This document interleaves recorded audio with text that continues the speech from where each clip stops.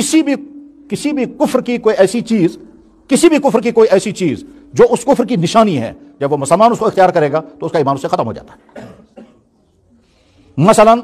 गले में जुन्नार डाला गया, जो ईसाइयों के यहां सलेब कहलाता है। अगर किसी ने गले में सलेब डाला, सलेब डालने की वजह से आदमी ईमान खारिज हो जाएगा। इसी तरह से पेशानी पर टीका किया तो आदमी ईमान से खारिज हो जाएगा। इसी तरह से मूर्ति के सामने मालाएं डाली गई तो आदमी ईमान से खारिज हो जाएगा। इसी तरह से भजन गाए गए और वो जुमले जुबान से बोले गए जो कुफ्र के जुमले हैं तो आदमी ईमान से खारिज हो जाता है। इसी तरह से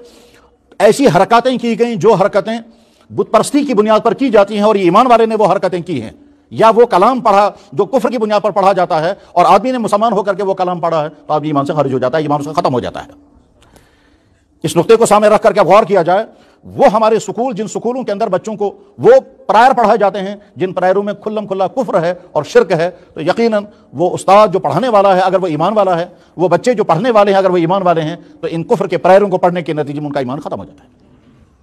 इसी के साथ साथ जैसे हम वो जुमले जुबान से नहीं बोल सकते जिन जुमलों की वजह से खुल्लम खुल्ला कुफ्र होगा, इसी तरह से वो हरकतें नहीं कर सकते जिनकी वजह से कुफ्र होगा, उन जगहों पर भी नहीं जा सकते जिन जगहों पर जाने से कुफ्र होगा, चाहे वो दूसरी कौमों के इबादत खाने हों, चाहे वो दूसरे कौमों का मजहबी त्यौहार हो, चाहे हत्ता कि हमारी किताबों में यहां तक लिखा हुआ है कि एक कौम जो एक खास दिन में पूरे बदन को रंगती है, अगर ईमान वाले ने खुशी के साथ वो रंगवा लिया, इसका ईमान खत्म हो जाता है।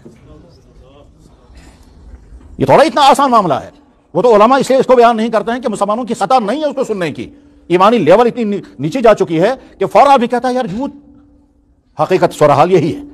तमाम वो चीजें आपने धागा बांधा यहां फैशन की बुनियाद पर, इस धागे की हैसियत कुछ और है, और अगर यही धागा बांधा गया किसी मजहबी शियार की बुनियाद पर, इस धागे के बांधने से ईमान खत्म हो जाता है। असल में इंटेंशन है मसला कि आप कोई काम जब कर रहे हैं तो इंटेंशन आपका क्या है। हम अगर कोई काम कर रहे हैं इसलिए कि दूसरे मजहब का शियार है और हमें अच्छा लग रहा है, तो जो ही दूसरे मजहब की कोई चीज मजहबी बुनियादों पर जो की होती है अच्छी लग रही है,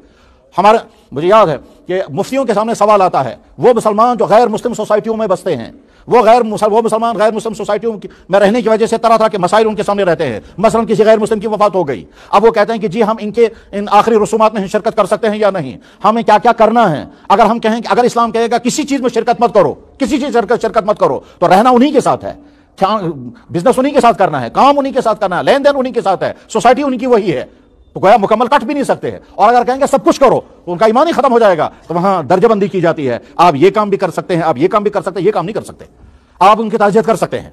इज़हार हमदर्दी कर सकते हैं, माली मदद कर सकते हैं, और परेशान हो तो परेशानी में उनको तसल्ली दे सकते हैं, उनका ढारस बंधा सकते हैं। लेकिन